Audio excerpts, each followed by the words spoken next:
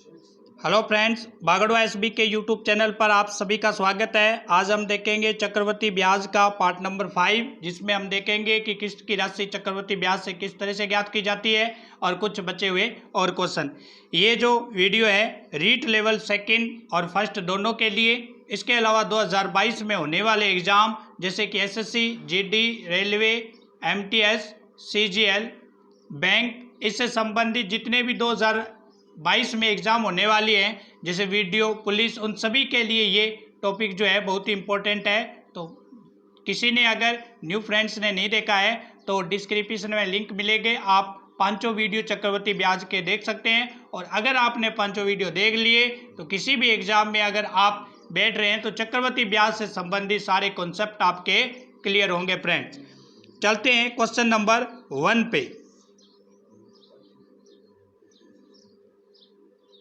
पहला क्वेश्चन है friends screen पे कि एक व्यक्ति ने 2652 रुपये 10% चक्रवृद्धि ब्याज पर अपने दो पुत्र सोहन व मोहन के नाम पर जमा कराए, जो सोहन को 3 वर्ष में उतनी राशि मिली जितनी मोहन को 5 वर्ष में।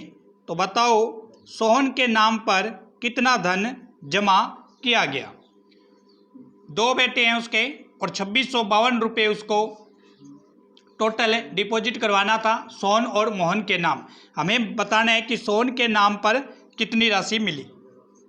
फ्रेंड्स, जब भी हमें टोटल धन दिया होता है और 2 या 3 व्यक्तियों के बीच में धन का बंटवारा करना होता है तो हमारे पास अनुपात आना जरूरी होता है। रेशो जब हमारे पास आ जाता है तो हम आसानी से उसका डिवाइडेशन कर सकते हैं।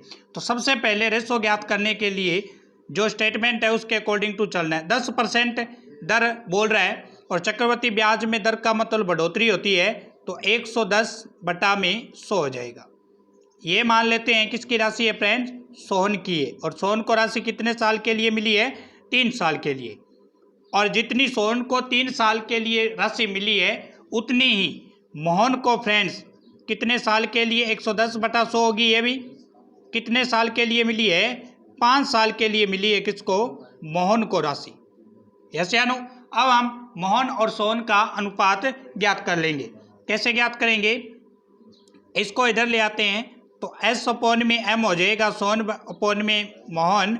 यहाँ से आप देख रहे हैं ये और ये वाला मान बराबर है, लेकिन ये 3 है और ये इस 3 से कैंसिल आउट हो जाएगा, तो यहाँ ओनली फॉर 2 घात बचेगी और 0 से 0 आप कैंसिल आउट कर दोगे तो 11 की घात 121 और 10 की घात 100।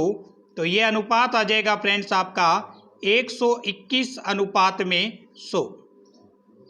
पहले जो राशि है वो सोहन की है, दूसरी मोहन की है। सोहन का अनुपात 121 है। अब हमें सोहन का अनुपात 121 दे रखा है फ्रेंड्स, और जब भी हमें टोटल राशि दी होती है तो हम इसका अनुपातों का भी क्या कर देते हैं, योग कर देते हैं। 121 और 100 कितने होते हैं, 221।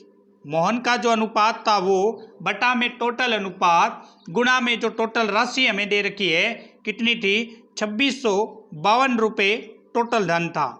जब फ्रेंड्स इसको आप इससे कैंसिल आउट करेंगे, हल करने के बाद आपका आंसर आएगा 1452 रुपये। इसका मतलब जो मोहन है उसको टोटल राशि कितनी मिली है, 1452 रुपये मिले हैं। रेशो ज्ञात होने के बाद आसानी से आप अगर मोहन का पूछा जाता है यहाँ तो कितना होता फ्रेंड्स, मोहन का 100/121 गुणा में 2652, तो फिर अलग आंसर आता। लेकिन हमें सोहन का पूछा है तो आंसर हमारा 1452 रहेगा। नेक्स्ट क्वेश्चन है स्क्रीन पे, 3280 रुपये इस शर्त पर उधार दिया गया कि 5% वार्षिक चक्रवृद्धि ब्याज की दर से 2 समान वार्षिक किस्तों में वापिस करना है। प्रत्येक किस्त की राशि ज्ञात कीजिए। चक्रवृद्धि ब्याज हमें दे रखा है फ्रेंड्स, 5% का मतलब क्या होता है, 5 बटा में 100। इसको हल करते हैं तो 1 बटा में 20 आता है फ्रेंड्स। यस या नो, 1 बटा 20। जब भी हमें किस्त की राशि ज्ञात करनी पूछे तो जो परसेंटेज है उसको थोड़ा हल कर लेना है। और अब रखना कैसे, रखना इस तरह से है फ्रेंड्स, 1 बटा 20 है तो इस 1 को यहाँ रख देते हैं और उसके नीचे जितनी किस्त पूछी है उतनी लाइन लगा देनी। 2 किस्त पूछी है तो 2 लाइन लगानी। तो यहाँ क्या रखना है, पहले मान 20 है और दूसरा 20 और 1 कितना रख देंगे, 21 रख देंगे। दोबारा से देखिए, पहला जो मान है यहाँ 1, उस 1 को यहाँ रख देंगे और बटा में कितना है 20, इस 20 को यहाँ रखेंगे और आगे वाले जो सिंबल है उसके नीचे 20 और 1 कितना हो जाएगा, 21 हो जाएगा। ये सिंबल है। अब फ्रेंड्स हमें टोटल राशि कितनी दे रखी है, 3280 दे रखी है। अब टोटल राशि किस तरह से निकालेंगे फ्रेंड्स, पहला जो मान है 20, तो पहली बार इसको क्या करेंगे, 20 का 20 से गुणा करेंगे। ओके, तो आंसर कितना आएगा, 400। ठीक है, दूसरी बार क्या करना है, पहला मान 20 रखना है, दूसरा मान कितना हो जाएगा, 21 हो जाएगा। तो इसका हल करोगे तो यह आ जाएगा हमारा 420। उसके बाद इसको क्या कर देना है फ्रेंड्स, टोटल कर देना है, तो ये हो जाएगा हमारा 820। दोबारा से देखिए, ये जो मान आया है पहला मान है, उसको 20 जो हमारा मान है उस 20 को 20 से गुणा कर देंगे। दूसरा जो मान है ये 20 और 1 इसमें बढ़ जाएगा, और अगर तीसरा होता तो फिर 1 और बढ़ जाता, चौथा 4 किस्तें होती तो, लेकिन यहाँ 2 ही किस्तें हैं। तो पहला 20 गुणा 21, इन दोनों को टोटल कर देंगे तो हमारे पास 820 आ गया है। अब फ्रेंड्स आपको क्या करना है, जो हमारा आंसर 820 आया हुआ है वो ये 820 इसके बराबर है। इसका मतलब ये हुआ कि 820 जो यूनिट हैं ये किसके बराबर आई है फ्रेंड्स, 3280 रुपये के बराबर आई है। यहाँ से जैसे ही आप एक यूनिट का मान निकाल देते हैं तो हमारा आंसर कितना आएगा, तो ये आप देख सकते हैं 820 है, 0 से 0 कैंसिल आउट हो जाएगा और 328/82 करोगे तो हमारा आंसर निकल के आएगा 4। एक यूनिट का मान कितना आया, 4 रुपये। हमें प्रत्येक किस्त की राशि ज्ञात करनी है तो इस मान को उठा लेना है। प्रत्येक किस्त की राशि ज्ञात करने के लिए हमें क्या करना है, ये जो मान है 2 किस्त है तो 21 × 21 कर देंगे, टोटल हमारा 441। एक यूनिट का मान 4 रुपये है तो 441 को 4 से गुणा कर देंगे तो हमारा आंसर निकल के कितना आ जाएगा, जब इसको गुणा करेंगे 1764 हमारा आंसर आ जाएगा। तो 1764 रुपये प्रत्येक किस्त की राशि है। अगर एक बार समझ नहीं आया तो वीडियो पॉज करके दूसरी बार जरूर देखें, समझ में आएगा। आगे वाला क्वेश्चन भी इसी से रिलेटेड है।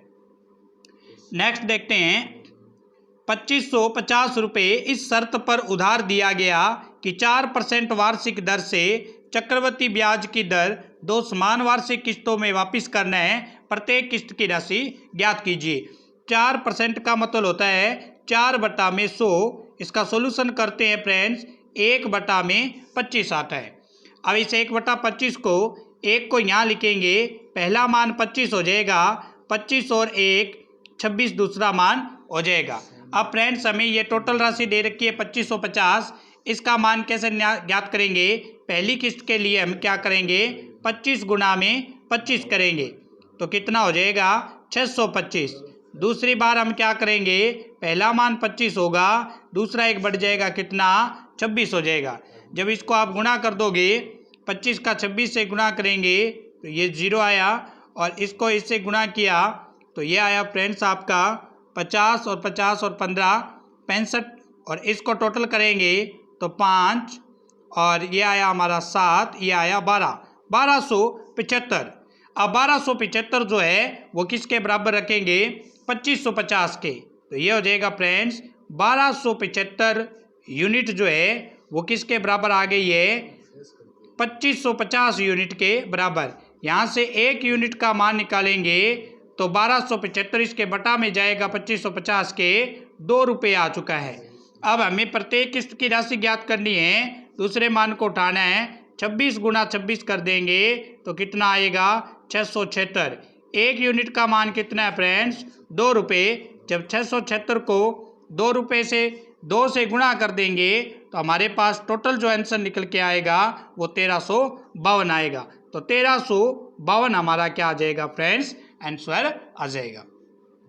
नेक्स्ट क्वेश्चन है स्क्रीन पे कि 1050 रुपये इस शर्त पर उधार दिए गए, 1050 रुपये इस शर्त पर उधार दिए गए कि 10% वार्षिक चक्रवृद्धि ब्याज की दर से 2 समान वार्षिक किस्तों में वापस करना है।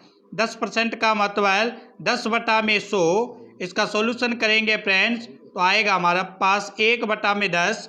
अब किस तरह से रखना है इसे 1/10 को, एक को यहाँ रखेंगे ऊपर वाली को, बटा में 10 ये रहा, ये 10 और 1 कितना हो जाएगा 11 हो जाएगा। अब हमें 1050 राशि दे रखी है, इसका मान कैसे निकालेंगे। पहला जो मान है 10 × 10 होगा, कितना हो गया 100। दूसरा जो मान है वो कितना हो जाएगा 10 × 11, एक बढ़ जाएगा तो ये हो जाएगा हमारा 110। इसको टोटल कर देना है, ये हो जाएगा 210। 210 जो है यूनिट में है, रुपए में नहीं है, वो कितने के बराबर हो जाएंगे 1050 के बराबर रखेंगे। तो फ्रेंड्स यहाँ से 1 यूनिट का जो मान है वो निकल के कितना आएगा 21 × 5 = 105। 5 रुपये हमारे पास 1 यूनिट का मान निकल के आ चुका है। कितने रुपए आ चुका है फ्रेंड्स 5 रुपये मान आ चुका है। अब हमें प्रत्येक किस्त की राशि ज्ञात करनी है, दूसरे मान को उठाना है। 11 × 11 कितने हो गए 121। 1 यूनिट का मान कितना है 5। 121 का 5 से गुणा कर दोगे तो हमारे पास आंसर जो निकल के आएगा, आप देख रहे होंगे 5 और 12 × 5 = 60, 605 रुपये प्रत्येक किस्त की क्या हो जाएगी राशि आ जाएगी। तो इस तरह से आज हमने प्रत्येक किस्त की राशि ज्ञात करना सीखा। किसी प्रकार का कोई डाउट हो तो कमेंट में जरूर लिखें। Thanks for watching my video. Channel को ज़्यादा से ज़्यादा शेयर करें और पहली बार विजिट कर रहे हैं तो सब्सक्राइब कर लें। कल मिलेंगे न्यू टॉपिक के साथ और टॉपिक रहेगा हमारा अनुपात समानुपात। उसको हम बेसिक्स से उसको शुरू करेंगे। पहला दिन कोई भी टॉपिक का होता है वो बहुत ही इंपॉर्टेंट होता है, क्योंकि उसकी जो बेसिक स्ट्रक्चर है वो पहले दिन क्लियर की जाती है। तो अगर किसी ने चक्रवृद्धि ब्याज के 5 टॉपिक नहीं देखे हैं तो लिंक से आप सभी टॉपिक देख सकते हैं। कल मिलेंगे न्यू वीडियो के साथ। Thank you guys.